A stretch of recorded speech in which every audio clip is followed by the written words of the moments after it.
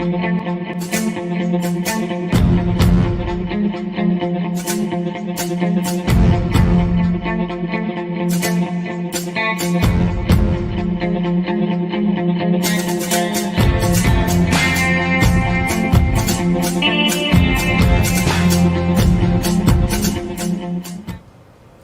County View Live and Uncut.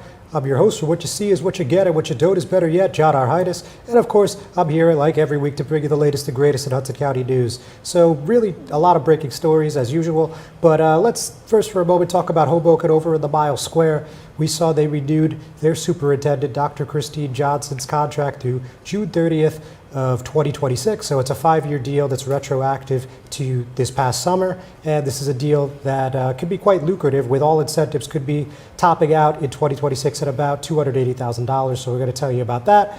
And we're also going to be talking, of course, about Jersey City. And in their Board of Education, they're discussing now doing COVID testing for their vaccinated staff, as well as for their students that have parental consent. So obviously this is something that was talked about in the early days of going back to school, you know, in the summer several weeks ago as they were planning, prepping. And now it looks like this is going to become a reality pending a final board vote tonight. So we're going to talk about that.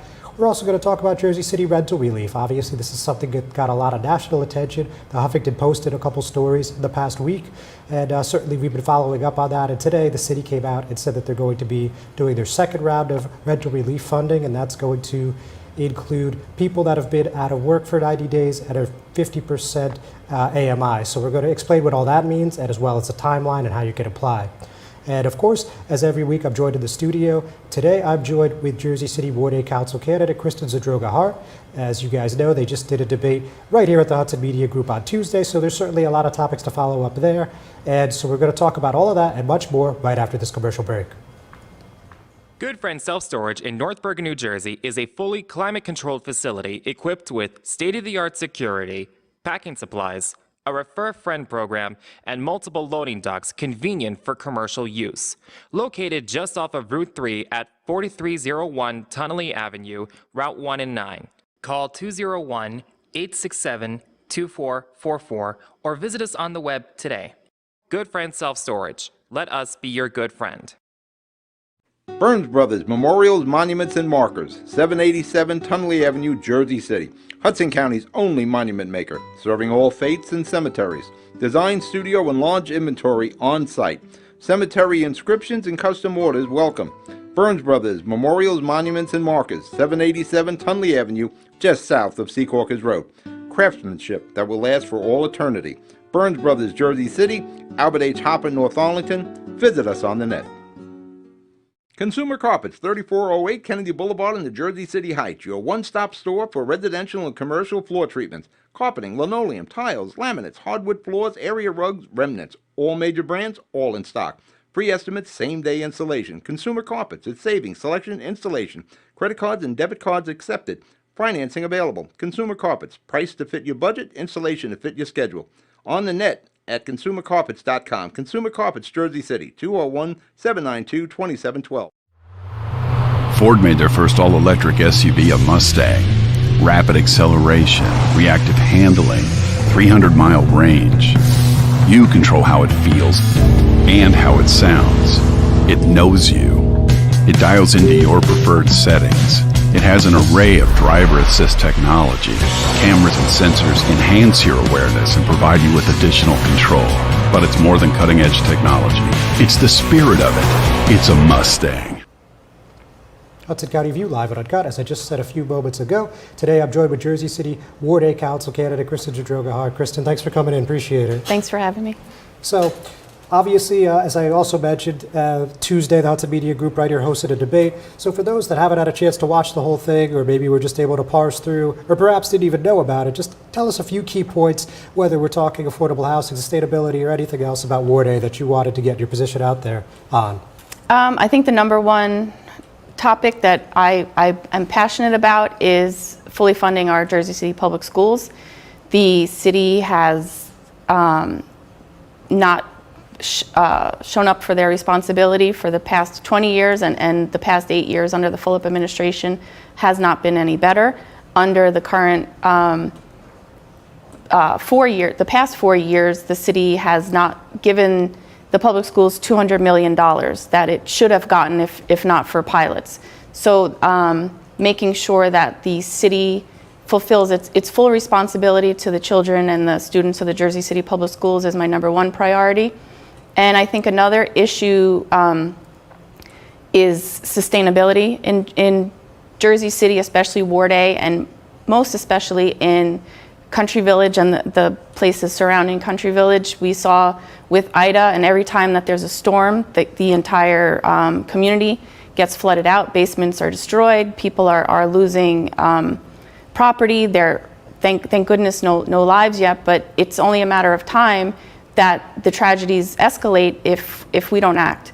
Since I won't say how old I am, but since I've been alive, Country Village has been flooding. It's nothing new, and nothing seems to get done about it. And I think as climate change and the environment escalates, we need to escalate our efforts to help the citizens and help Jersey City, not only evenly, but more aggressively. We have to get into that.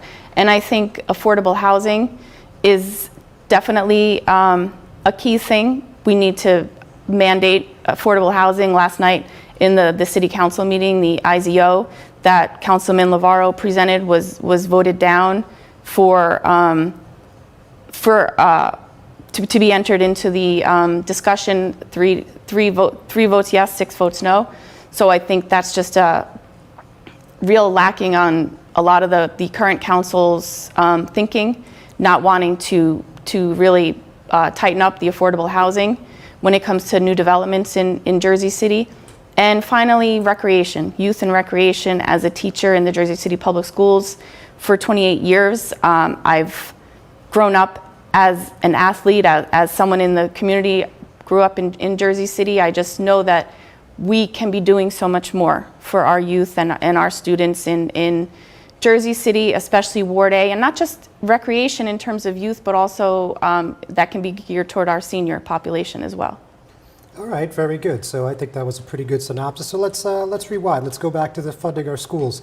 Opportune timing, right? In the past week or so, we've seen residents get their tax bill that came with a letter from the mayor who said, of course, paraphrasing, that once again, the city's done its due diligence. We're giving you about $1,000 tax decrease. And once again, the Board of Ed has raised taxes and, essentially screwed you over. So I know you've been vocal about this topic in the past, and this is no different. But for those that may not have heard your opinion on this, tell me what you think. I think the mayor is just shirking his responsibility. That was a campaign, basically a taxpayer-funded campaign letter that he included in the tax bill to try to take the heat off of him for the fact that he basically forced the hand of the Board of Education to have to raise the school tax levy to be able to fund the schools. We have massive cuts coming, and even that we've had from the state, and more are even coming down the pipe. So the Board of Ed and Mr. Walker have a responsibility to provide a free and full education, robust education for our students. And that takes money, and the city is not putting in its fair share of that budget. So I think he's trying to pull back a little with his responsibility, and he's sort of shifting the blame that he caused. He sort of twisted the arm of the Board of Ed. All right. So on that, the mayor, I think, has been mostly consistent on this, if not totally consistent. He said, I've gone to the Board of Ed, most notably when we had the meeting with the mayor right here. He said, I've met with all the representatives, delegates numerous times. I've made suggestions. They say, no, no, no. They want a blank check, and I won't write a blank check. So how accurate do you think that assessment is? They are an elected body by the people of Jersey City. Mr. Walker is appointed by the Board of Education, who, once again, they're an elected body. So I think there needs to be cooperation and collaboration, because at the end of the day, Jersey City Public School students are also Jersey City residents. But I don't think City Council or the mayor have the right to dictate how the Board of Education spends money. Their budget is completely transparent online. Every check basically that they write gets approved at every board meeting. That's fully documented, and for anyone can see. The education is expensive, especially in an urban district. We have, I've said this a few times, 96% of MS-40 students qualify for free or reduced lunch. We have a larger number of special education students in the district. We have a larger number of English language learner students in the district. We are a port of entry for many students who are coming here as refugees, and there are more services that are needed here than in a small suburban or a suburban district. So, Sorry, let me just hold that thought. We do have to take a quick break. We'll be right back. Panapinto Properties, Jersey City, shaping the workplace with state-of-the-art office spaces and addresses your company desires. Building residences that define your home environment, adjacent to all modes of transportation with on-site parking available. The right address, the right lease. Call 201-521-9000 or visit online at panapintodevelopment.com. Panapinto Properties, building Jersey City for everyone. Jersey City Medical Center is healing, enhancing, and investing in Hudson County because your heart doesn't beat just for you. So get it checked. When your bones are healthy, it lifts us all. We're delivering joy daily in our Lord Abbott Maternity Wing and providing New Jersey's only NCI-designated comprehensive cancer center. We'll continue building our medical network and taking every precaution for your safety so that we can all be healthy together. Hudson County View, live on Uncut. John Arhitis, and I'm still with Jersey City Ward 8 Council candidate Kristen Zadroga-Hart. So I'm sorry, Kristen, you were in the middle of a point. sorry, I'm pretty long-winded when it comes to education. I'm That's very all good. passionate about it. I just think that the students in Jersey City or any large urban area require more funding, more services, and those services need to, the funding has to come from somewhere, and the city has historically underfunded our schools, and I think it's time that we take responsibility, stop kicking the can down the road, and the state has sort of pushed that envelope even further with all their cuts. So on that, again, he's used the word blank check many times. So would it be a fair thing to say that maybe the Board of Ed should come forward and say, hey, like we need money for, let's say, tablets, which I know was an issue not that long ago. Could the city maybe give us $50,000? Kind of do it like you would do like an itemized receipt. Would that be something that would be feasible? Why should the Board of Education have to come hat in hand to, that's basically the city council or the mayor dictating line by line what they're allowed to spend money on. They're not the educators. And the Board of Education, they're not the educators either. They're there to support Mr. Walker, Dr. Fernandez, all of the supervisors, the teachers, to provide that education to the students. All right, fair enough. So let's move on. We could certainly do this all day, but let's talk. The second thing you mentioned was sustainability. So, and we're actually also an opportune topic because there's a flood watch today. But so, tell us a little bit what's been happening in Country Village, and I think this also partners with smart development and what you think they could do to make some of these problems disappear in the coming years. I think Jersey City tends to be a little more reactive when it comes to a lot of stuff. And I think, especially with climate change, we have to be completely proactive at this point to try to combat and catch up with decades of just missing the boat on certain things. I think we have a very good chance of righting some wrongs. If you look at Hoboken and Bayonne, they're building sustainability parks. Where in Country Village there's a park, it's very dilapidated. I used to play college Little League there growing up, so I've seen it just sort of deteriorate over the years, and it's a good opportunity to just completely redo that space, reimagine it. It could be a green park where you still have your playground and you have your ice hockey, street hockey, whatever you want to play there. You have the Little League field there. But underneath it, there are basins that could catch 400,000 gallons of water that would be otherwise rushing into people in Country Village's basement. There's some new development on, newer, it's a few years now, but up on Gates Avenue. It's basically a funnel that brings water flooding right down the steps. So the people that are the closest to the park are getting hit the most. We could provide grants or some sort of funding for green rooftops. where anyone who wanted a rooftop, it doesn't have to be a complete garden, it could be if you wanted to, but if we just put soil and native grass or native plants up there, it's a way to absorb thousands of gallons of water every time it rains. If we ban concrete slabs on new development or any sort of new housing, water has to go somewhere. When it comes down from the sky, it's not going to magically disappear. So when you build a concrete slab, which Bayfront, if it's a huge concrete slab, that grass is not there to absorb it anymore. Very good. So speaking of Bayfront, I think a perfect transition into affordable housing.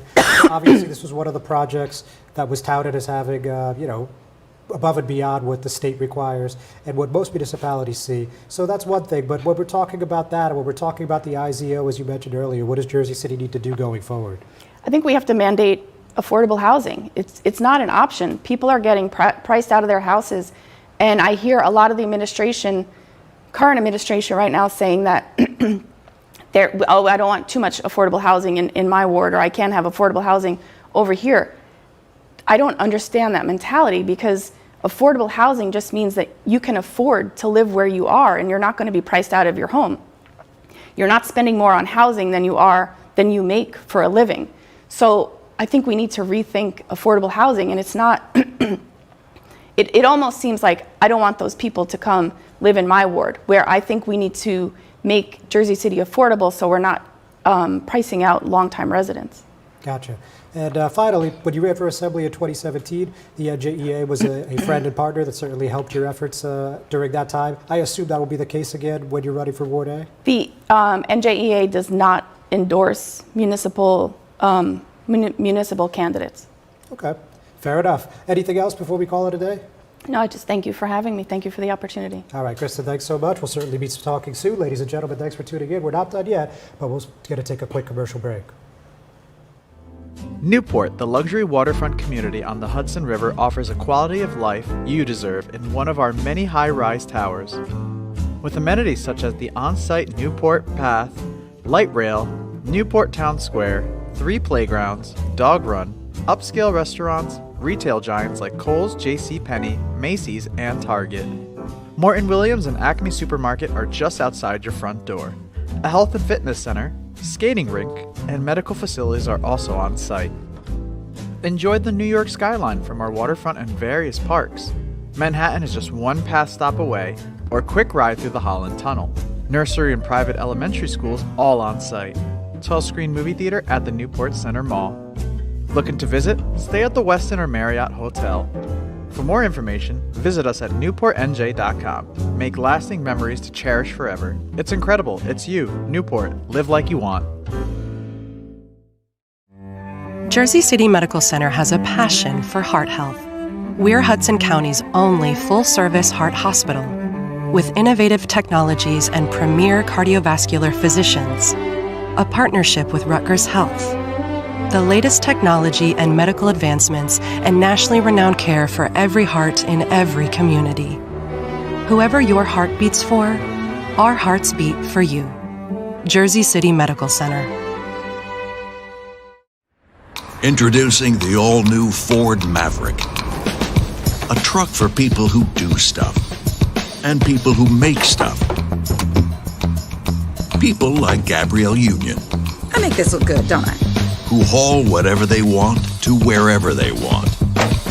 Like wood to build things made of wood with. And friends to get weird with. It's for long trips that the standard hybrid engine with a targeted EPA estimated city fuel economy rating of 40 miles per gallon helps with. That an 8-inch touchscreen connects with. And any trip that this interior makes more comfortable. But we'll let Gabrielle tell you all about it. Or I could just tell them it's a Ford truck that starts at less than $20,000 MSRP. Yep, that works too. The all-new Ford Maverick, built to defy expectations.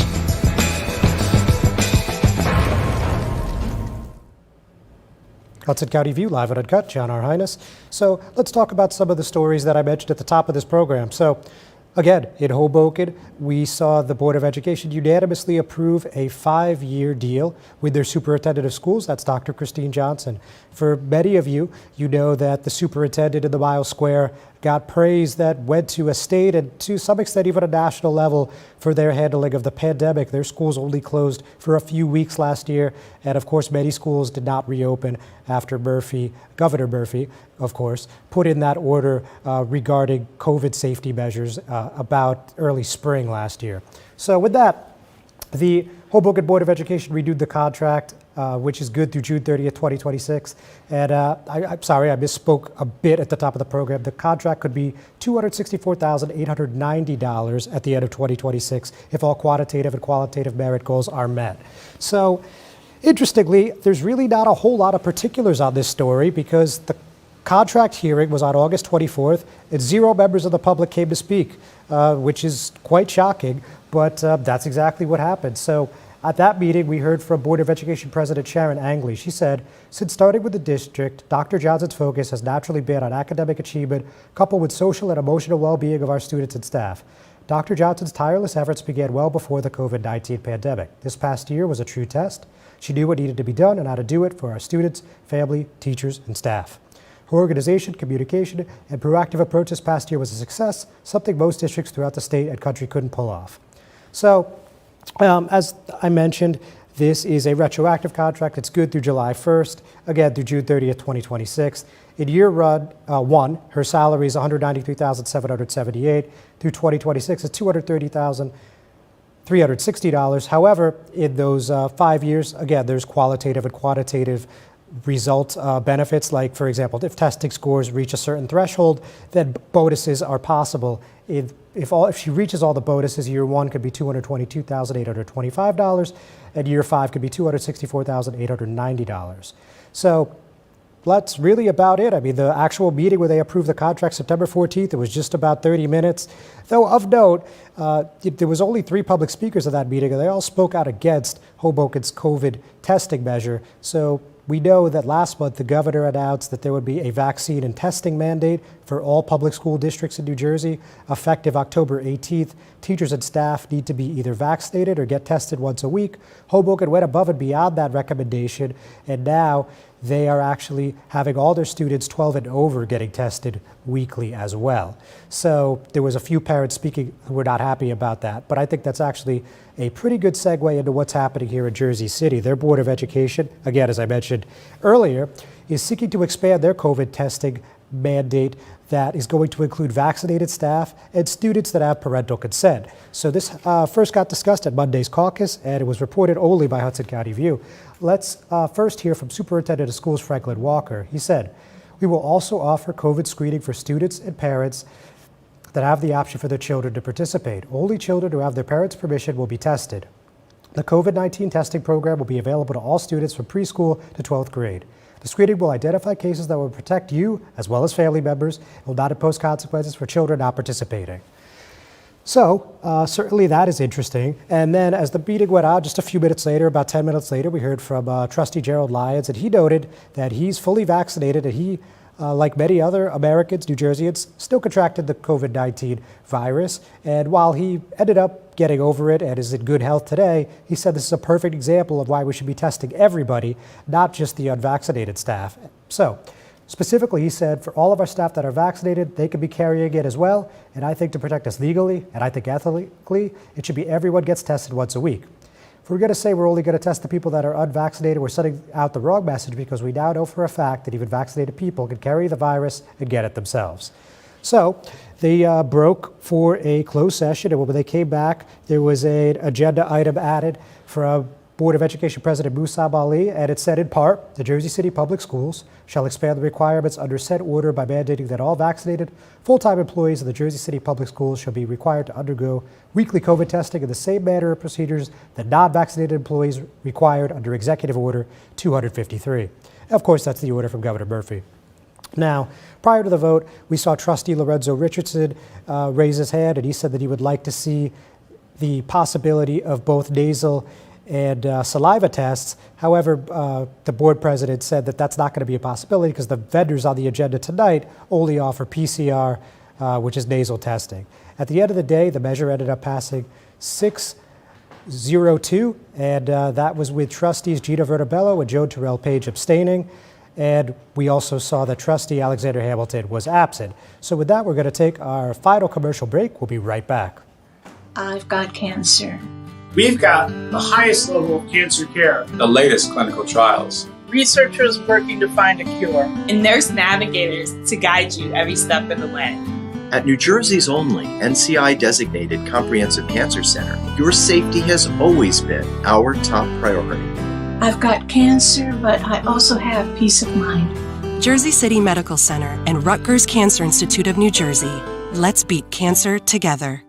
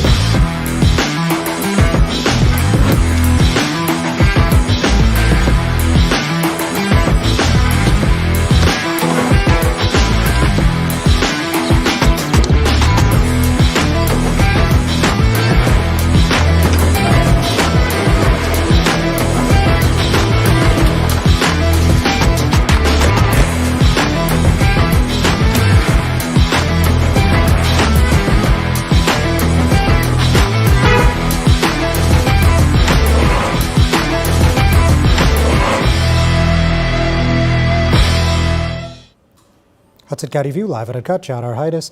So a couple more before we call it a day. And so let's talk about rental relief. Obviously, the Huffington Post has reported on Jersey City's federal aid response, specifically when it comes to people impacted, renters impacted by the pandemic. Now, they basically said that Jersey City has been very slow in rolling out, I guess would be basically how they framed it. And this is the reason why. Their reporting indicated that as of the beginning of the month, I believe it was September 9th to be precise, they had received over 1,100 relief applications, processed more than 900, denied 800, with just 45 applications approved. The reason being was that phase one was reserved for those who live in owner-occupied buildings with 2 to 4 units. So obviously once this national outlet began reporting on this, there was a lot of scrutiny. And now we'll find out just a little earlier today, a few hours ago, that that's going to be expanded. The next phase will be open from October 4th through October 18th, and again, will offer up to $10,000 per family in rental assistance. Now, the expanded eligibility will focus on families living at or below 50% AMI, which is area median income, and those with family members who have been unemployed for 90 days preceding the date of the application.